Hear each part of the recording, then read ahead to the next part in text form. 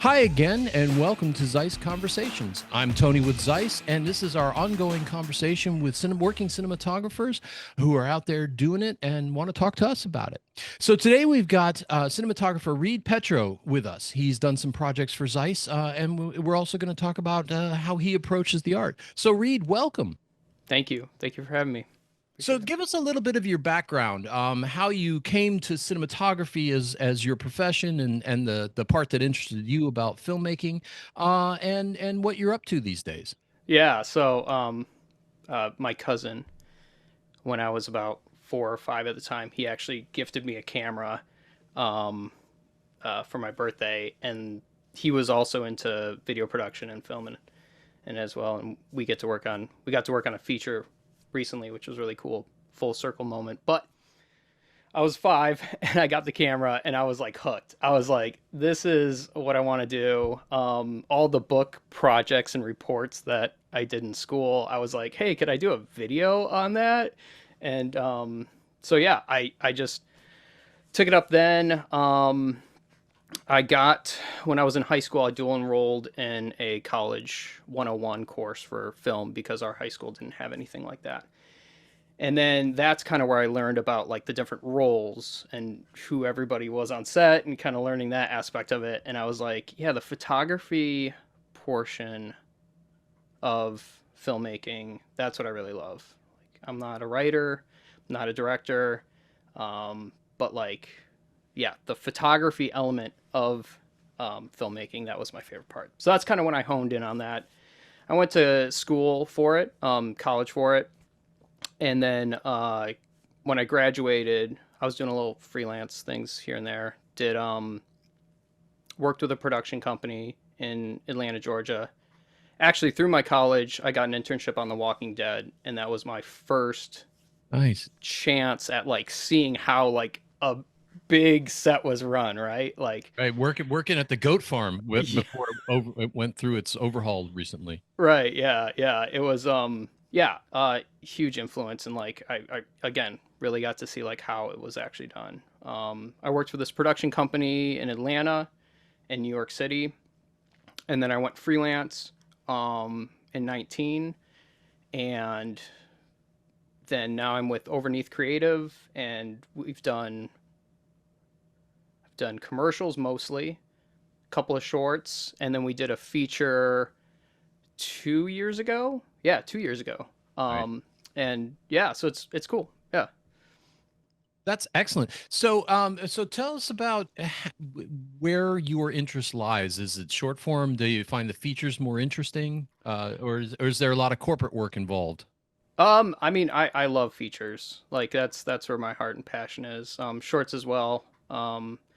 And you know the commercials and the corporate, right? That's what pays the bills. And um, yeah, I mean, Bad Haircut is the feature, and that was like basically my dream project. Like a thriller drama.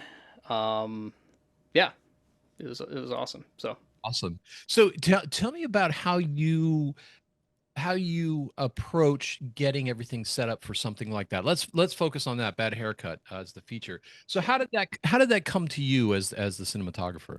the director Kyle Mizek is a we're really good friends. We've done a bunch of shorts together in the past, and so we had that kind of working relationship for about 6 years, 7 years prior to the feature. And he hit me up and was like, "Hey, you want to read the script and take a look at this?" And I read it, and I was immediately like, "Yes, let's do it."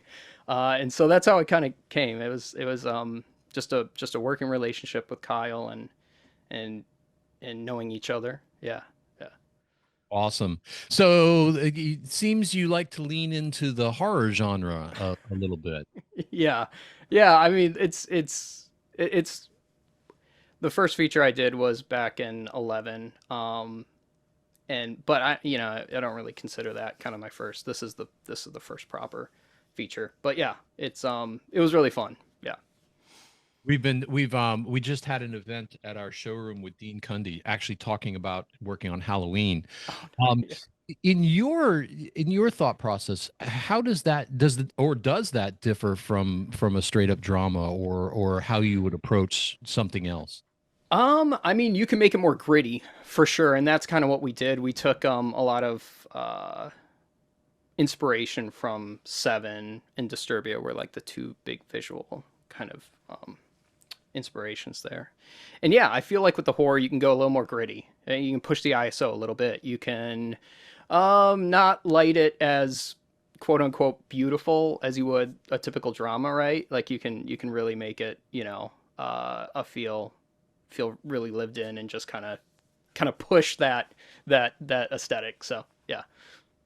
So you're really looking to do a lot of that in camera, like take the camera to its limits to get that distortion. Yeah, totally, 100%. Yeah, we shot on the Cook Paint Crows for the kind of classic kind of look, and then shot on the Red Komodo, and we were probably rating it between 800 and 1600 ISO. And yeah, I mean, a lot of hard light and slashes of light and fluorescent greenish colors, and like really mixing that and kind of just making it like, yeah, just and then in the coloring and post production process, Brian Strombeck did the color, and we had a really great grain profile that we used for it.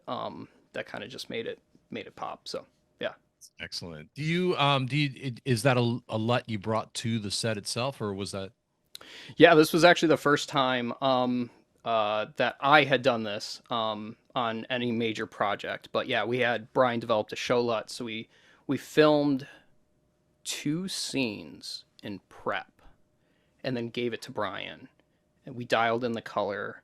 And basically, what you see on screen is probably 85% of the way there, I would say, in terms of look. So we were lighting, and dealing with our exposure with that show LUT applied to it. We didn't have a DIT or any live grade on set, but the LUT was so dialed in that like we basically just ran with it, and it looked awesome. And we were, yeah, super proud of it, and it was a great experience. If It was a great experience overall. I imagine that cuts down the back end workflow time as well. Yes, totally. And communication too with the director, right? Like what we saw on set with our monitors was damn near close to what we had in our final. And so through editorial and through the LUT, like it just all stayed consistent, right? Color stayed consistent. The production design too, right? That's another huge thing. Like seeing the colors on screen, we're like, what shade of green does this wall need to be, right? To get that tone that we wanted to, or any other prop or whatnot. So yeah. That's awesome. I saw it. It was released this year. Is it out now?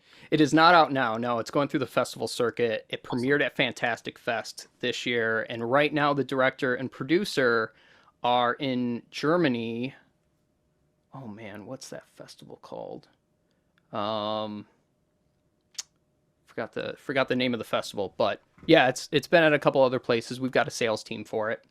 I'm kind of out of the loop in terms of that, it's totally, but like it's getting out there, it's getting seen, and yeah, I'm excited. Hopefully, it comes out next year at some point. So It's great. yeah, So fast forward, you wrap on that, you turn around, and you're doing something like a corporate piece for ZEISS. So yeah.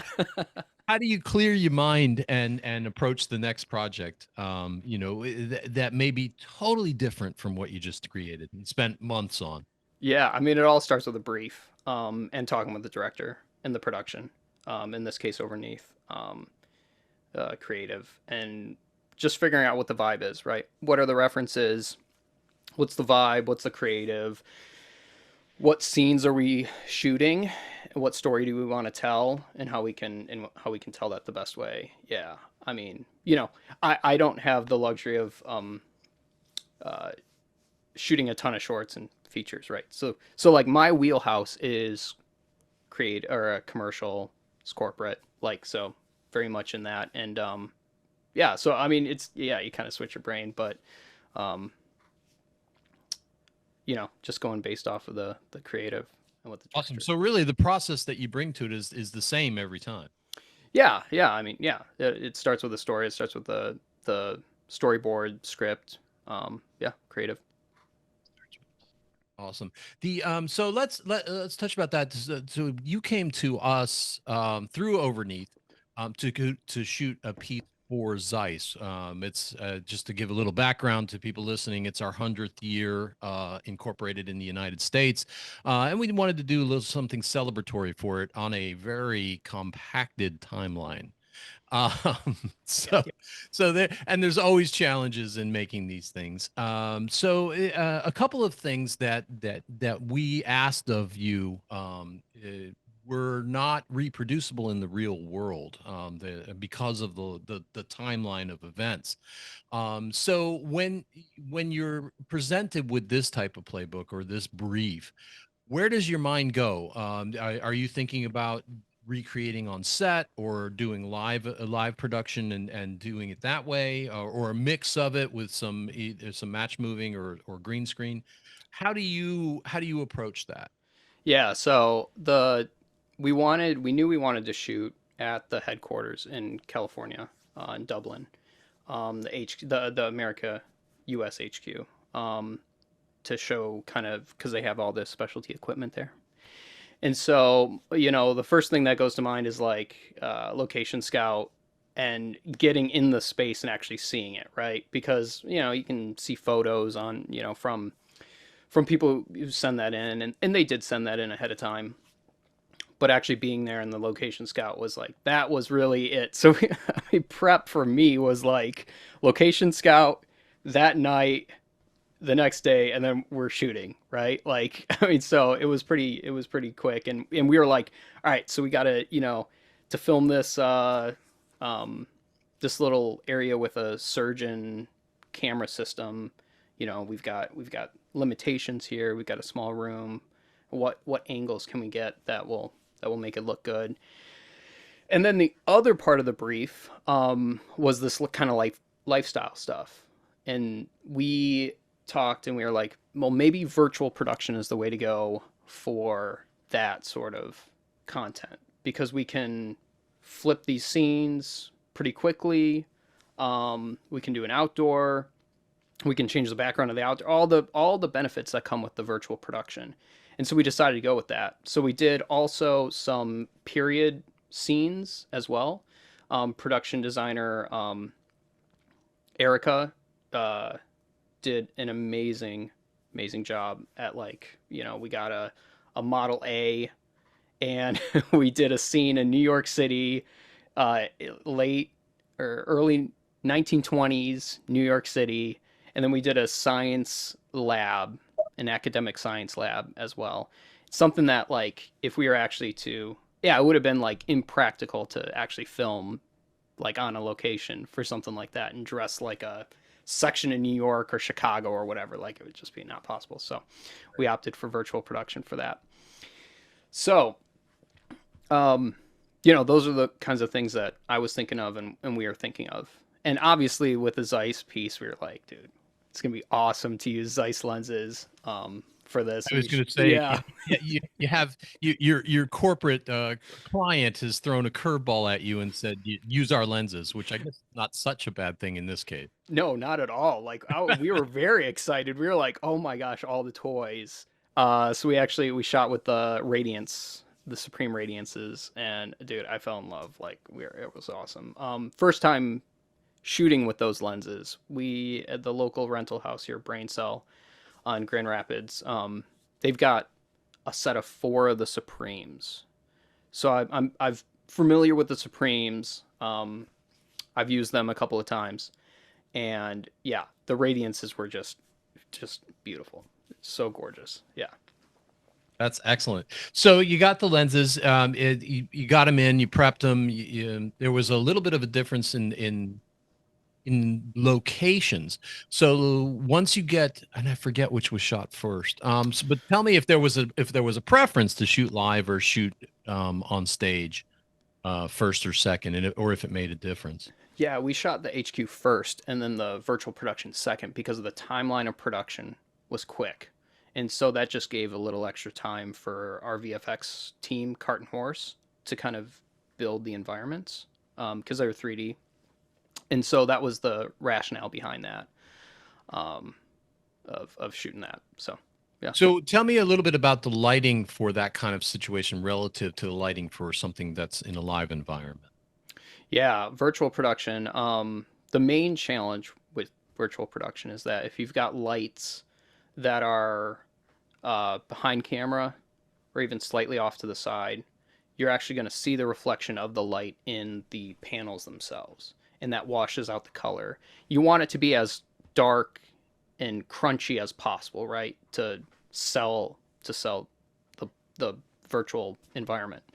And so you're kind of lighting from the side. You're using a lot of backlight, and if you're kind of bringing light in from the front, it's low, or it's not as punchy, right? You've got to be really careful with those reflections on the LED wall itself.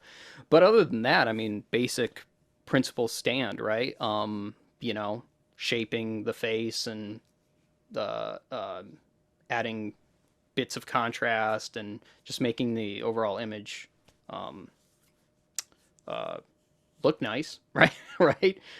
Matching is another thing too. Because you have so much control of the LED wall, you've got the ability to kind of color correct the wall in a way, um, and change the, say, the temperature of the sun, the virtual sun in the environment, kind of match that to what's coming in the real world. But you know, like a green screen, you would be kind of lighting. So say, you know, you've got a vague idea of what the background is, right? You've Mhm. got a exterior direct sun backlit, right? So you kind of set up a sun on your subject in the foreground and do it that way and kind of guess. And then virtual VFX would kind of match to that lighting that you did on set. But with this, it's kind of it's with the LED volume, you've got both kind of working together. So the wall text, the LED wall text, and me lighting it, we're kind of like working in sync and being like, okay, is that light accurate? Is it correct? You know, the virtual sun, like, because it can be tweaked. And so, yeah, it's that like orchestra and the dance of getting it so that it matches and works well on camera. Yeah. Yeah, so that no, so I was just trying to think of a question there. So overall, that piece really kind of came together, and I'll add some clips in here because it Sure. isn't published yet, so we don't have a final. Was it hard to give back the radiance lenses after the shoot? Oh yes, 100%. Yeah, for sure. It was they're gorgeous. Like I can talk more about the radiance lenses if you want, but on what I love about them. But yeah, Sure. it was. Awesome. So the Radiance really has, as you and I both know, they kind of pop a flare when they see the a light source. How are you were you able to use that on the LED wall as well, to kind of emphasize the use of that flare? Totally, 100%. Yep, yep. We did a couple scene. I know the New York scene. There's a shot getting out of the car and kind of walking around, and then the actor kind of holds up a camera and is taking a picture. And for that, we were like, oh, we want to feel that sun in the sky above. So we kind of like had a separate light up there that was pointed directly at the camera. And I was like, all right, when we bring the move around, we'll like dim up on that slightly and kind of introduce some flare. And so yeah, it was yeah, definitely utilized it for sure. That's excellent. Yeah. Yeah, no, I'm glad that worked out for you. That's great. Yeah. You said you actually got a Model A as a prop? Yes. Yeah, we found a collector, one of the producer, Emma France, and Sarah Kaczynski. They found a collector here around the area, had like 4 cars, and they were like, sure, yeah, it'd be fun. Like we'll come on set and we'll take a look at it and kind of they're on set. It was awesome. Yeah, it was cool. Terrific. Yeah, a lot of the scenes that I've seen are excellent close-ups, and a lot of dude. How much in the corporate work it must be but different by client, but how much of the how much is straight up branding, how much is storytelling, in your experience? Um, yeah, I mean, depending on the project, I'd probably say 60% branding, 40% story. Yeah, something like that. Depends on the project, obviously, and the client. Yeah. So, Sure. The so all of that's been taken care of. What's next for you?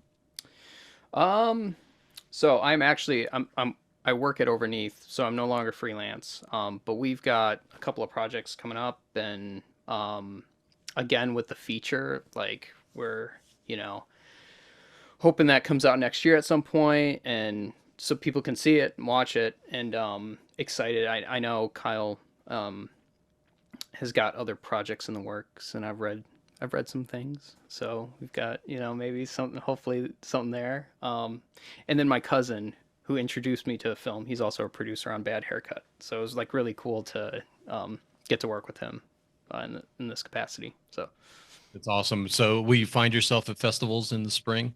yeah, yeah, I hope so. Yeah, yeah. I was there. I was able to attend Fantastic Fest for the premiere, and that was a wild experience. It was super fun to meet everyone. So Terrific. Going back to, are you still chasing photography? Is that still something you try to incorporate into your work? um, I have a Fuji that is my personal camera that I love taking photos with, but yeah, not too much. Not too much. Yeah. I should get back on that. Do some more Instagram, and post more. But yeah. Excellent. What else? What have I missed? What things would you like to touch on? Well, we've got I'm working on some apps right now, some web apps I'm kind of developing. And I've created a Cine Viewer web app, which is like a image analyzer, Right. which is pretty cool. And then I've got an iPhone app that I'm working on that can do lighting and photometrics and kind of have a directory of lights and all that, so it can help on set. But yeah, That's great. Well, we'll keep that's an eye out for them. yeah. So Sure. Well, excellent. Well, Reid, thanks for your time this morning. I really appreciate it. I know it's early for you because you're Midwest. Uh, oh, it's all good. Yeah. everything from New York is Midwest, so that's that's how we see the world. So, and again, thanks for your terrific work on the project for us. I can't wait to screen it for everyone here, and then of course we'll have that on our website as well, so people can see it. Awesome. Thank you so much, Reid Petro, Thank you. cinematographer to the corporate stars, and has a new feature coming out. So take a look for Bad Haircut on the festival circuit this spring, and hopefully in theaters soon. Thank you, Tony. Appreciate it. Awesome. Thanks.